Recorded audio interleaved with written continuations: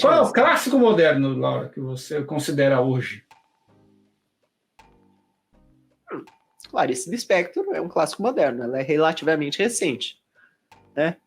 Esse que tá aqui atrás de mim, Quarto de Despejo, é um clássico moderno. Ele é recente, Esse é um livro né? Anos forte. 60, e continua sendo lido, continua sendo considerado relevante e tal. Então, eis aí, é um clássico moderno. Então, algumas obras a gente percebe assim que elas têm alguma coisa que vai, né? Vai, continua falando com as pessoas. O Camus, quem não leu O Quarto de Despejo, leia, porque é um livro muito forte. Né? Camus, O Estrangeiro, A Peste, isso aí. Também, ele tem essa característica, ele é difícil de ler, né? Ele não é uma história linear, ele não tem gancho, a tensão lá é bem discutível, mas eis aí, ele é considerado interessante, as pessoas continuam lendo. Também, lançado nos anos 60 e as pessoas continuam lendo, então acham relevante, tem algum conteúdo ali que fala com as pessoas, mesmo o formato sendo antigo.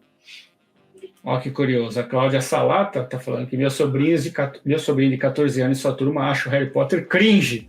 Então precisa ver quem ganha. Teremos que esperar, então, mais um pouco. Exatamente, teremos que ver quem ganha, se é quem acha ele cringe, se é quem acha ele não, ele permanece, ele é interessante, né? Não sei. Só veremos, né?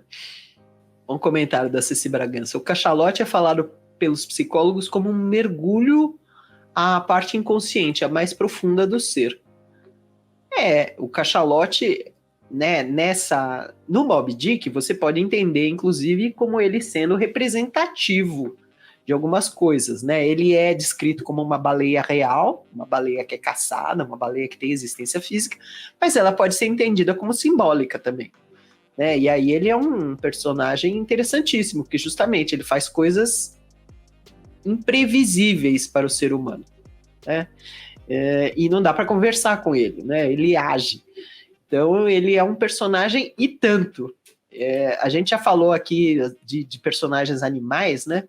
Eles têm uma possibilidade de trazer uma aura para a obra que personagens humanos às vezes não têm, né? O Moby Dick tem isso, né? Ele é um personagem cheio de surpresas. Cristiane Ribeiro está dizendo, eu leio sempre um ou outro clássico e normalmente gosto da leitura. Sempre traz algum aspecto interessante de aprendizado, seja de enredo, estilo, tema, etc. Acho sempre um aprendizado. Cristiane, você está tendo uma postura de escritora muito interessante. Porque é isso. Escritores experimentam ler coisas que talvez não sejam confortáveis, mas justamente trazem aprendizado. E um clássico tem isso, né? Ele sempre tem alguma coisa. Ele pode não ser gostoso de ler do jeito de um thriller, um suspense e tal, mas ele tem alguma coisa. Então você tem razão, dá para aprender bastante, né?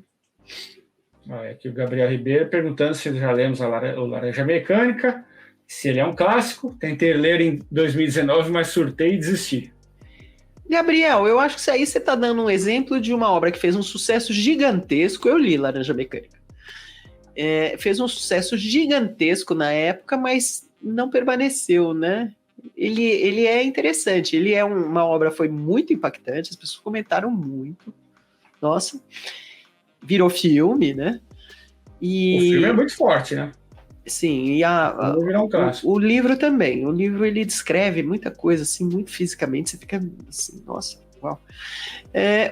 Mas é bem isso, eu acho que ele não fala com as novas gerações. Posso estar enganada, mas eu acho que ele não fala. Ele não se tornou um clássico, tão clássico assim. As pessoas que leram gostam dele, ainda indicam, né? Ele é um livro que é indicado para quem estuda letras, por exemplo, mas eu não diria que ele é um livro assim considerado no panteão dos clássicos. Bom, uma história boa com um belo desenvolvimento, um mundo lindo e bem construído, personagens incríveis e bem desenvolvidos também, não necessariamente, Baísa. Como você pode ver, se você for ler alguns clássicos, nem sempre as histórias são lindas e bem construídas, às vezes elas são meio esquisitas. Dom Quixote é um pouco esquisito, Moby Dick é um pouco desconjuntado, tem um monte de coisa lá misturada. Alguns dos nossos clássicos, você pode pegar Grande Sertão Veredas, né? Você vai dizer que é um belo desenvolvimento? Nossa, eu não posso falar nada, porque tem gente que considera essa uma obra absolutamente prima e irretocável, né? Mas não dá para você dizer, você pode dizer, os personagens são incríveis, são. Mas, né, não necessariamente é tudo bem desenvolvido, é tudo acessível, não é. Em geral, a obra que acaba se tornando um clássico, além dela ter algum arquétipo, alguma coisa forte ali que brilha no escuro, digamos assim, né? Que permanece na cabeça da pessoa, mesmo ela terminando a leitura, mesmo ela passando-se muitos anos, né? Tipo Romeu e Julieta, você fica com aquilo na cabeça, nossa, aquela tragédia, que horror. Eu acho que ela tem vários níveis. Alguns clássicos, se você volta e lê novamente, você lê outras coisas que você não pegou na primeira vez. Então não é necessariamente algo bem construído, mas de repente algo que tem um conteúdo em vários níveis, tem um conteúdo um pouco mais profundo, talvez. Mas que tem que ser relevante, tem que permanecer relevante. E isso de permanecer relevante, só o tempo diz, não sei, não dá pra gente fazer um curso a respeito.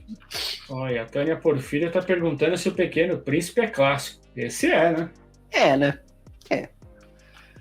É porque, né, ele também, né, ele foi lançado quando? Nos anos 40, né? Foi na época da guerra, né? O filho dele foi pra guerra, não é isso? Eu acho que... Não lembro agora. A Segunda Guerra, não foi? Acho que foi piloto de avião da Segunda Guerra. Ele foi. Então, ele foi lançado nos anos 40 e ele continua sendo lido. Então, sim. Ele escrevia o Pequeno Príncipe pro filho dele, é isso? Eu não lembro. Eu cheguei a ler essa história, mas não... Acho que era isso. Acho que ele escrevia cartas pro filho dele contando a história do Pequeno Príncipe. Do Pequeno Príncipe, exato.